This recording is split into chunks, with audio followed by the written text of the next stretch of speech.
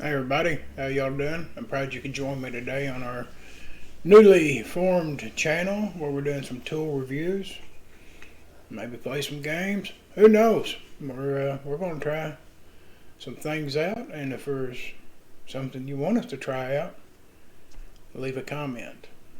Let us know what you think. Also, if you're liking the content you're seeing, be sure to click the like and subscribe button. And rumor has it there's a bell icon on there. If you click on it, it'll notify you anytime we have new videos being uploaded. Let's head on down to the shop. Thanks everybody for coming and viewing the channel again. Running a little behind this week. I know I'd initially said I wanted to do 2 videos a week, but we've had some lighting and really mainly audio issues, so we got improvements on the way for the audio, and as we get rearranged here in the shop, we're going to work on the lighting. So I want to apologize ahead of time. As you see sitting in front of me, it's going to be another tool review today, and we're going to review chainsaws. What we have in front of us is a Husqvarna 455 Ranger. We're not reviewing this today.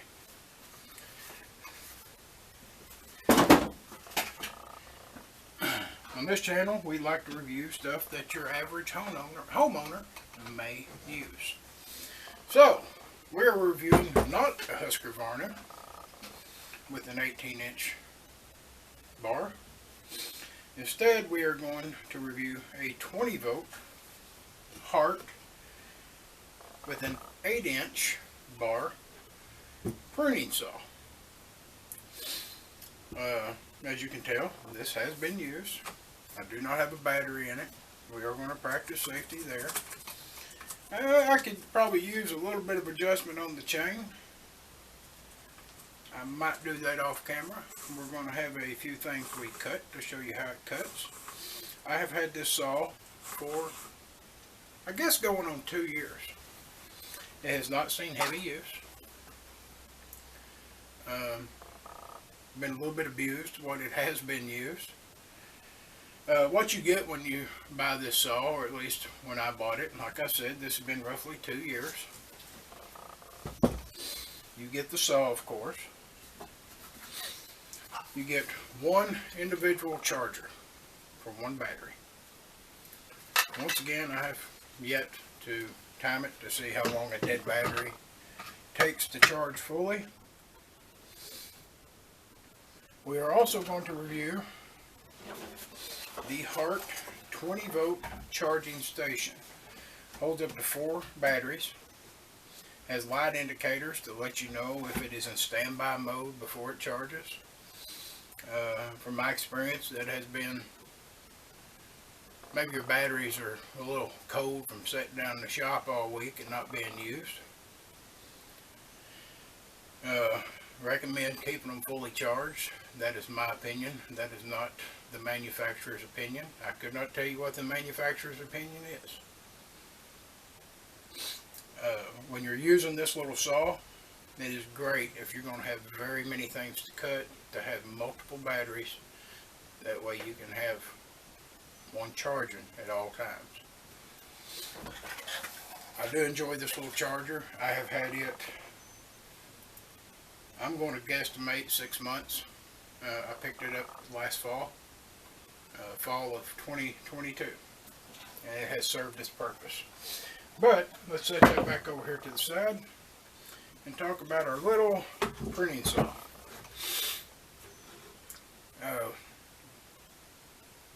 What you will get is a 20-volt 2 amp hour battery when I purchased this.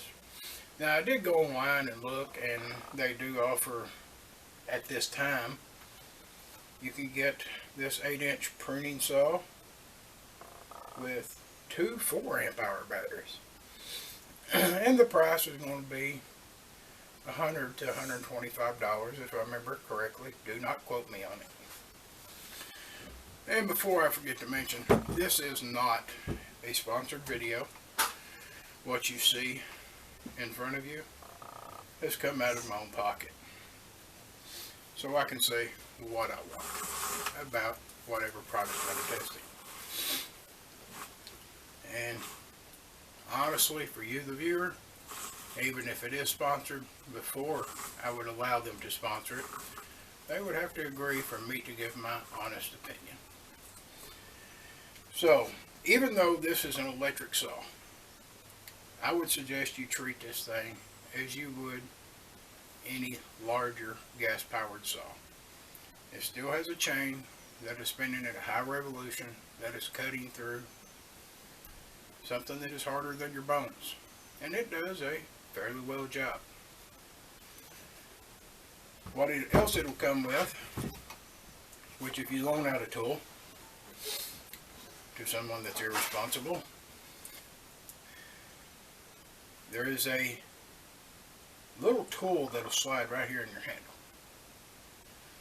that you use to adjust your chain tension and disassemble it. And all it takes, I'm using a crescent wrench to loosen this bolt, flat tip screwdriver of any caliber right in here to adjust the tension. One thing that you need to keep in mind with this saw, if you'll notice, there is no oiler. There's a lot of plastic in this thing. So if you get out running this continuously, or this chain is getting hot, it has the possibility to melt plastic. It is going to produce friction. And for friction, as soon as I learn to talk, will produce heat. I have read online some of the reviews. I generally read more of the negative reviews before I give my own review. Some of the top two that I do recall talked about that very issue is it was getting hot and melting plastic. I have not had that experience, but I have not went out and tried to treat this like a gas-powered chainsaw either. So, what do you say without further ado? I've got a few sticks of wood set up outside, and we're going to go cut, and you can evaluate for yourself whether this tool might be right for you, the homeowner.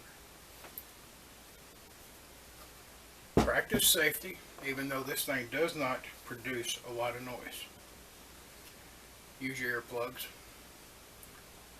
And here's a tip I did not know until roughly 8 years ago. All my life I have taken these little foam earplugs by whatever manufacturer. What do? We roll them, stick them in our ear as far as we get, and let them expand. Now there's probably some of you going, no, that ain't the way you do it. And you're right. There is a proper way to stick these earplugs in your ear. Roll the earplug. To put it in my right ear, I'm going to reach over my head, reveal my bald spot, grab my ear, I'm going to pull up on it and back slightly. I'm going to insert this into my ear, not too deeply, and let go of my ear. I will repeat that procedure just backwards with my left ear. Now, is it immediately ready to use? No. These are foam. You need to give them opportunity to expand and block the ear canal. So, from here, we're going to move outside. We have a few sticks of wood. We're going to cut. I will let you know if I have to change a battery in the process. I have 4 of them ready to go. I don't think I'm going to need them, but we'll see. Well, here we are in the wonderful outdoors on this early to mid-February day. Beautiful sunshine. Finally, there's no snow and ice on the ground. So, got a few sticks of wood out here set up. We have the first stick we are going to cut is going to be roughly a 2 1/4 inch piece of seasoned wood. And I don't remember what type of wood it is, but it's made of wood and comes from trees. Then we're going to go up to just a smidgen over a 3 inch. And then we're going to see how well it cuts a 6 inch lot. So I'm going to have my wonderful, beautiful assistant wife adjust the camera, and then she's going to come over here with her improper safety gear and help me hold these sticks of wood while we cut.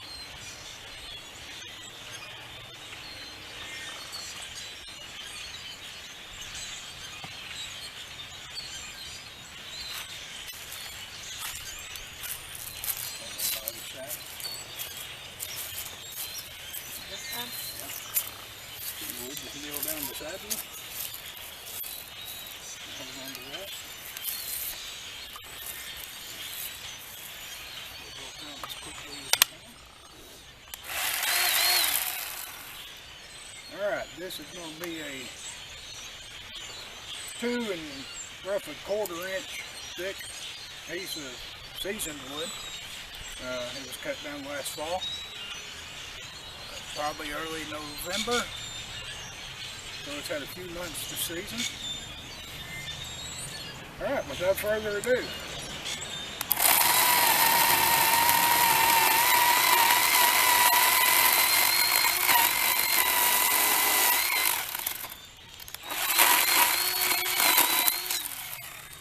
Alright, not super fast. Very user-friendly saw. This, in my opinion, is probably going to be more the size that this little saw is geared for. So, I expect roughly the same out of the next piece. And then we're just going to have to see what it does with a 6 inch. Pass or fail. There's no pre-cuts on it. You'll see right here with me what it does.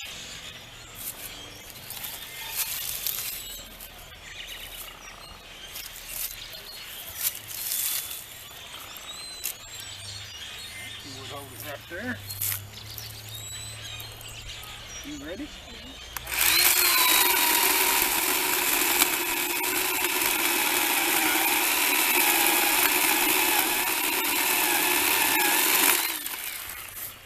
Alright. There's our second piece of wood. It's a little over 3 inches thick. Cut through it just fine. Now, like I said, if this is something you're expecting to whiz through it, like a gas-powered chainsaw, you are going to be highly disappointed. But for what it is, so far, it has done a wonderful job. Now, when it comes to cutting this thicker 6 inch, this is where I feel we're going to see the friction and the heat build up. I will add that I have not sharpened the chain this season, so this is from last season's sharpening. Wasn't heavily used, but everything is cutting ideally. So if you would hold that.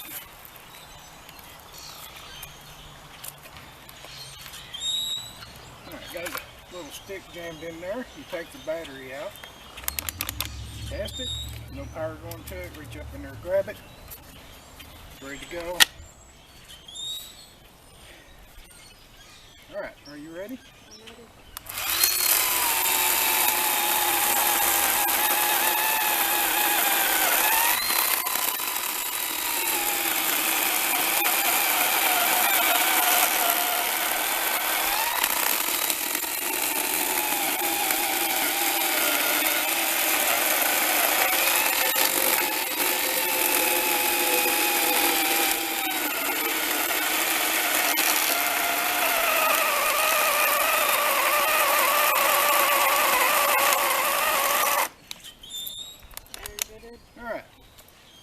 There's one battery.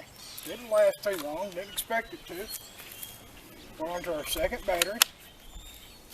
Want to turn the stick of wood. Get her right there. You ready?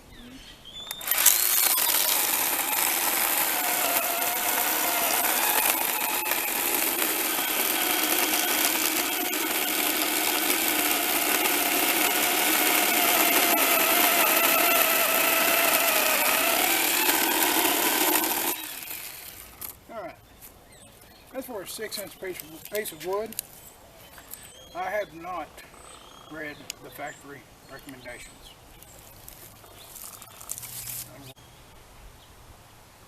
Alright, you see firsthand how it cuts. So let's move back inside where hopefully the audio will be better. Okay. Alright, we're back in the shop. We're completing our review of this little chainsaw, pruning saw, I think would be more of a fair description. We've seen it cut fairly easily. More the troubles were mine on a 2.25 inch limb, and also did a fair job on a little 3-inch limb. And as expected, got an 8-inch bar. It did struggle on a 6-inch thick piece of wood. But for what it is, to be fair, I think it did an okay job. Would I recommend this saw to the average homeowner? Yes, I would. That is just my opinion. The average homeowner ain't going to be out cutting your rick of wood unless you heat with wood. Now, if that's what your intentions are with this little saw, you'll never get it done. It's been about 5 minutes. The bar was just a little warm. I do not believe it was at any point where there was a danger of it melting anything. So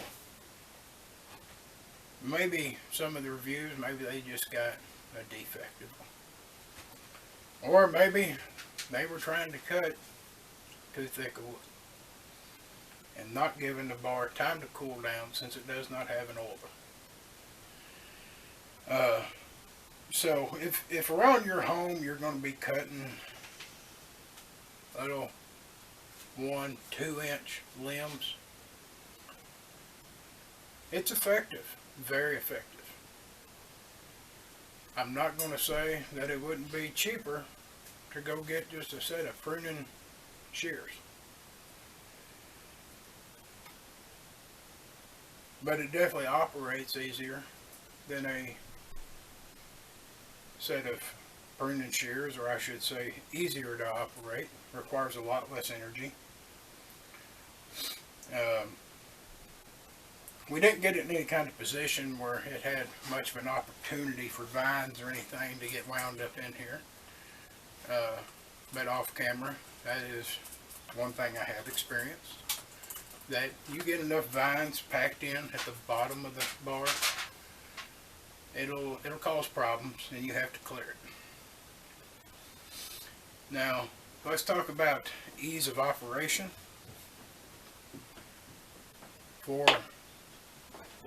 I'm not going to say females, but I'm going to use a female as an example.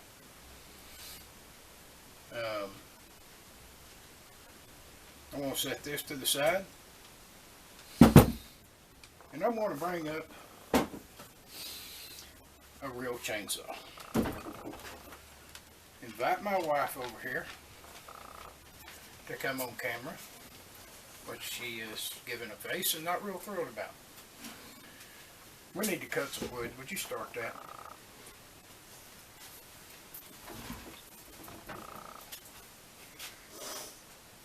What are you doing to start it? Pulling the crank? Crank. Okay. See if you can start that.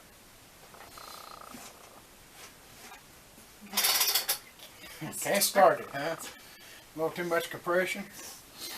Alright. What many of y'all that are familiar with these Husker Barners is she come over and cranked it. And for any of us that have started a chainsaw, especially when we were first learning and didn't have anybody to teach us, we would have done the same thing. I'll show you a few steps you missed. One, we'll pull out the choke, and it turns the fire on, or lets the fire get in there. And then you have to prime the fuel bubble. I just went completely blank on what they're really called, but you know what I'm talking about. And now we crank this dude, depending on how it's been stored for the winter, a couple of times or until our arm falls off and we throw it across the yard. So this saw is not for your average homeowner by any means. Now my wife, start that saw.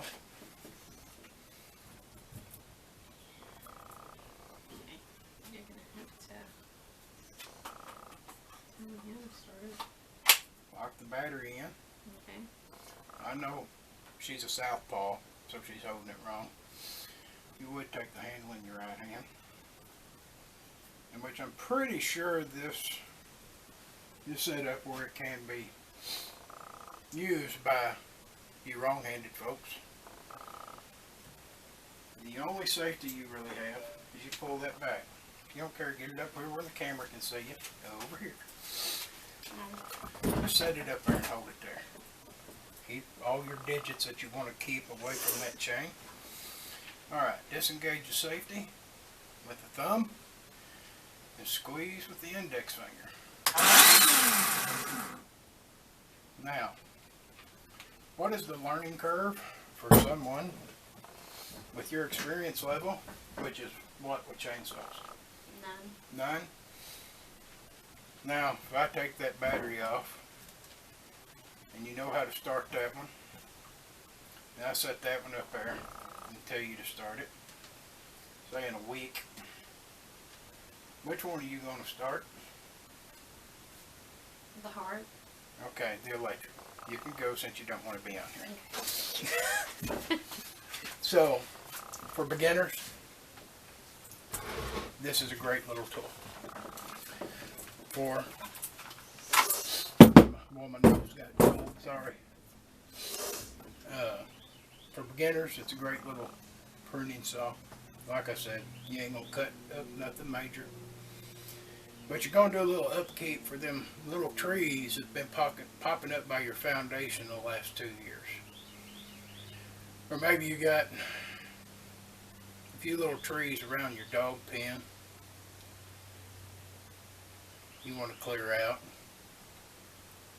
Or maybe just a short fence line. And you live in the city. You got neighbors that complain. Luckily I don't, because they make as much noise as I do. But the bigger the city, the more your neighbors are complaining. That's just a give me. With this, you're making far less noise. But keep in mind,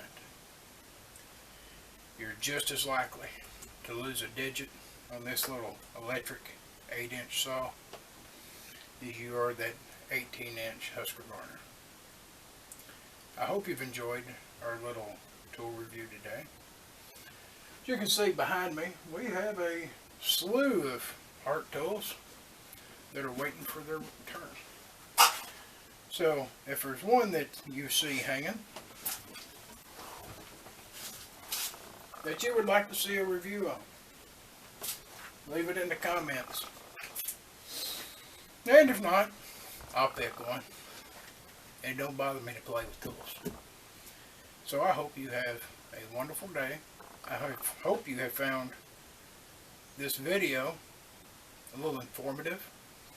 And maybe, just maybe, it'll help you make a decision if the Hart 8-inch pruning saw is right for your needs.